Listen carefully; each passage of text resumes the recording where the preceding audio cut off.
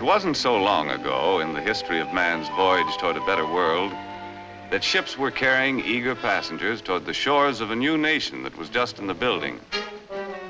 Our forefathers were constructing the foundation of this nation by interlocking inseparably the blocks of our political and economic freedoms.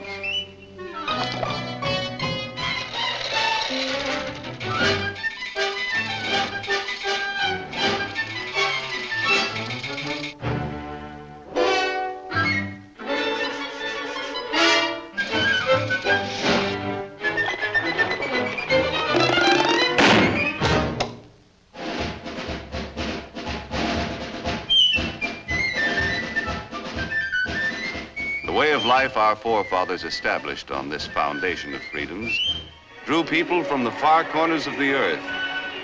And all those who set foot on these shores had the opportunity to build a better life for themselves. Even young Jonathan, an unskilled lad from across the sea, hoped to find a job where he could progress according to his ability and enterprise.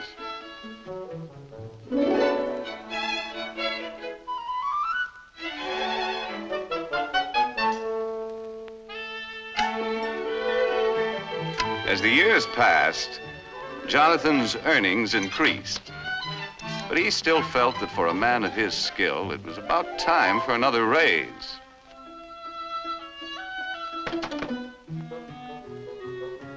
Mr. Blessgravy, am I not the best crown rounder and brim trimmer in ye business? Mm-hmm. Then verily, methinks I am worth more moolah. That you are, Jonathan.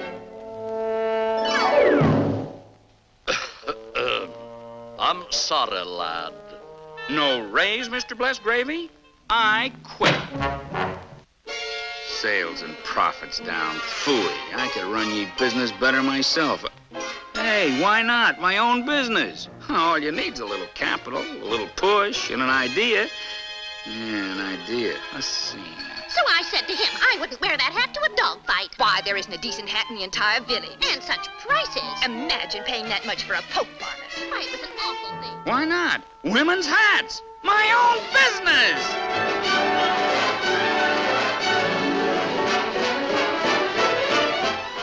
Fortunately, Jonathan was thrifty enough to keep a little nest egg for such an emergency.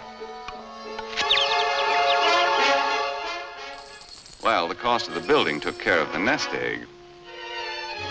And there was nothing left to pay for the necessary tools and equipment.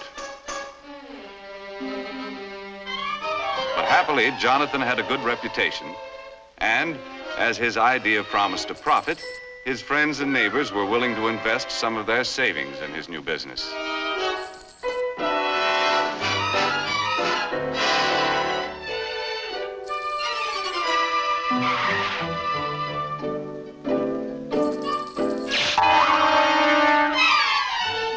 In the nick of time, an enterprising chap showed up with the raw materials to make hats. And before long, Jonathan was open for business. First, he had to advertise. Shop at Bonton, it's the spot. 12 new hat styles, that's a lot. Ladies, get that new hat thrill. 30 days to pay your bill. As an expert salesman, Jonathan demonstrated the superior style and quality of his product. He set a price for his creations that the consumer was willing to pay, and sales dollars poured in from satisfied customers. Jonathan had big dreams of the wonderful rewards of being in business for himself. But before he could buy what he wanted, his employees' wages had to be paid. He had to pay taxes. And his friends who helped finance the business had to be paid a return on their investment. When all of his bills were paid, Jonathan had to exchange his big dream for a little dream. Mesdames, mademoiselles, it is the privilege of Alphonse, hat stylist to all the crowned heads of Europe, to bring you hats with style so chic, a quality magnifique, and a price, ooh la la, so low.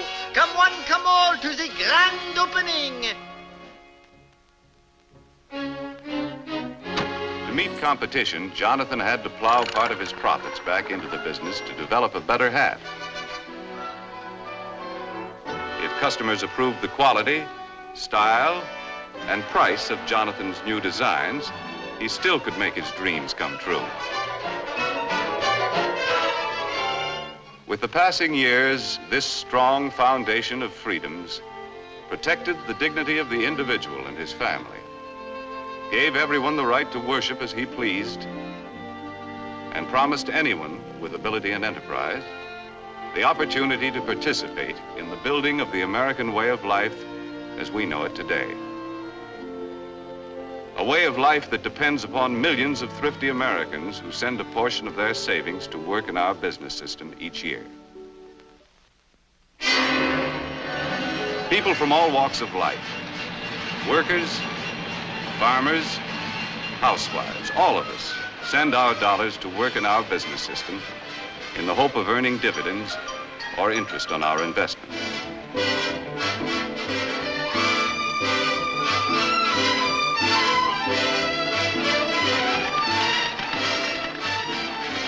Anyone who has an insurance policy, a bank deposit, or a share of stock is helping to finance our business system. A constant stream of savings dollars must flow into big and small business each year. These dollars help to buy the land, the buildings, the tools and equipment, and create new job opportunities for our expanding population. The goods we produce are distributed to main streets all over the country. While the Main Street of today doesn't look much like the Main Street of Jonathan's time, the principles of our business system remain the same, for businessmen still compete with one another for the consumer's supply of spendable dollars.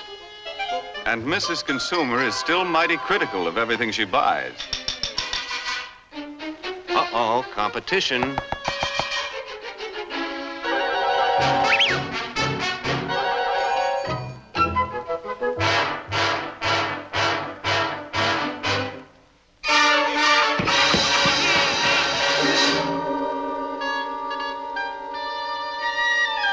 The management of every business has a continuing problem to improve their product to stay ahead of competition, or else.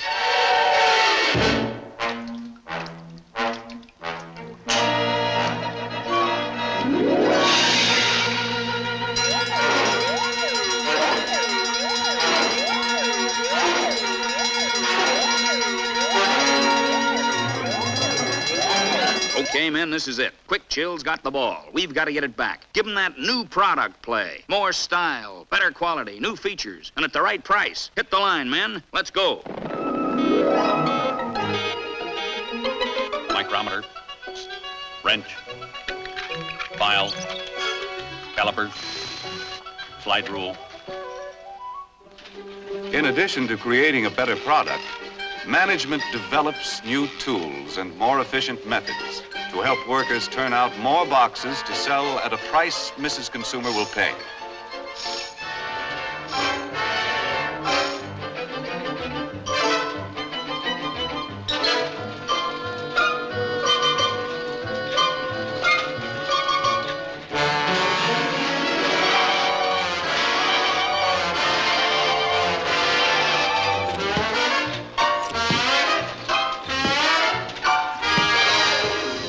The new features about this better product are advertised to point out its competitive advantages. The Auto Magic Perma-Freeze, with plenty of room for groceries galore. The Auto Magic Perma-Freeze, with the super-duper store-o-matic door. Just press the button for your ice, a feature that is new, and extra space all over the place for other items too. In the Auto Magic Perma-Freeze, so see your dealer right away. Get a Perma-Freeze today. Ah, yes, dear lady. Perma-Freeze is your kind of refrigerator. High quality at a low price. Sales dollars from satisfied customers once again flow back to Perma-Freeze.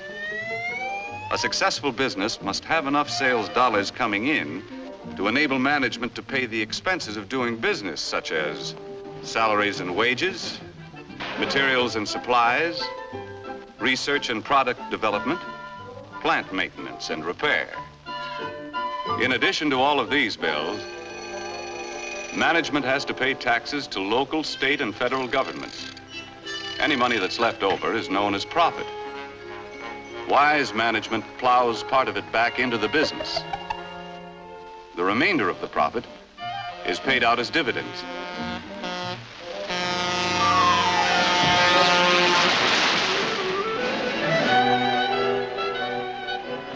These dividends are sent back to investors as a reward for risking their savings in the American business system. Although occasionally some of us pick a lemon and have to take a loss. The constant investment of our savings through good times and bad has enabled our competitive business system to continue to increase the production of more and better goods to meet the demands of our rising population for a better standard of living. For example, it was only a little more than half a century ago that the average worker had only inefficient tools to help him turn out a product. Low production meant low wages. In 1900, many men had to work 10 hours a day, 6 days a week, to earn enough money to provide their families with the bare essentials. Hand labor was the rule in the home as well as the factory.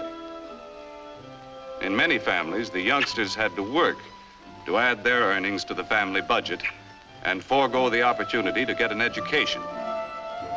And with most families in those days, the standard of living left much to be desired. A half century later, we had invested enough in our business system to provide the average worker with efficient and expensive buildings and machinery to enable him to produce enough in a 40-hour week to earn twice as much as the 1900 worker earned in a 60-hour week. This shorter work week gives us all more leisure time to enjoy a standard of living beyond the wildest dreams of anyone who lived a half century ago. The more we earn, the more our families have to spend for the things they need and want. Young people today have leisure time for fun and enjoy educational opportunities denied their fathers and grandfathers.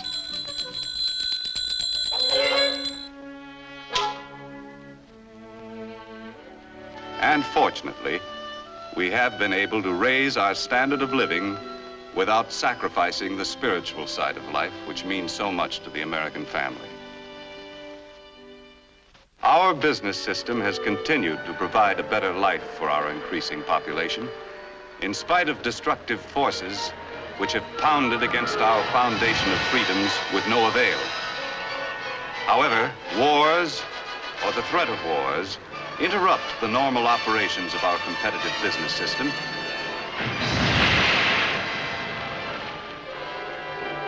and may result in government controls which crack essential blocks in our foundation of freedoms. In World War II, wages were controlled.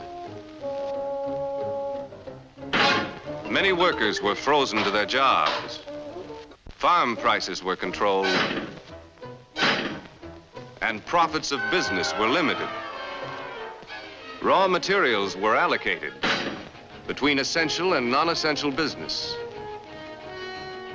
On Main Street, USA, many of us found less to buy because a good portion of our productive capacity went to the war effort.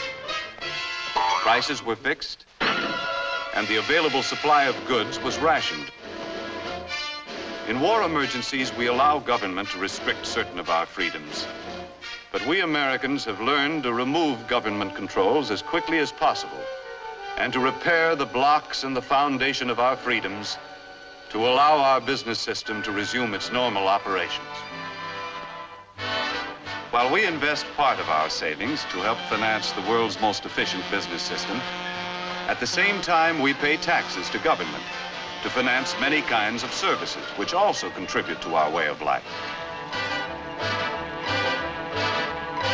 For example, our taxes must provide the necessary funds to improve and expand our school system. Our taxes must be sufficient to pay for city streets, health, fire, and police protection, and of course, aid to the needy.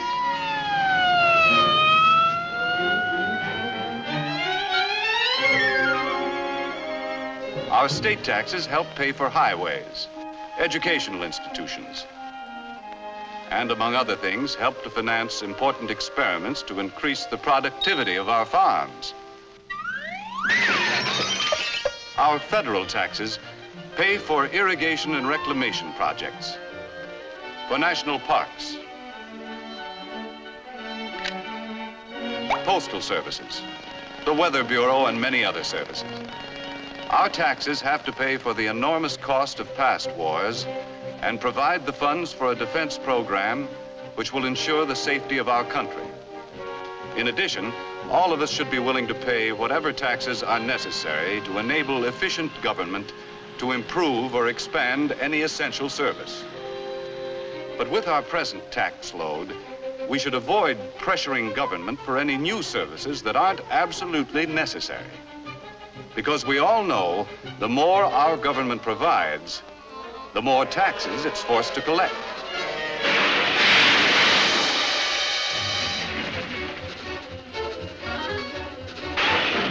None of us can escape.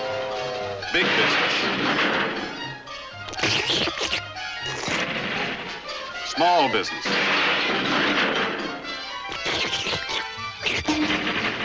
farmers,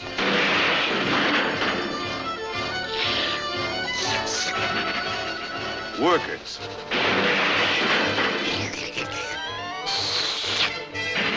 housewives, and all of us have to pay our share. Demanding more and more from government could create a tax burden heavy enough to crack essential blocks in the foundation of our business system. Therefore, we shouldn't let our taxes reach a point where they destroy our ability to save and invest. For as we have seen, our rising standard of living depends upon a constant flow of savings dollars into our business system each year.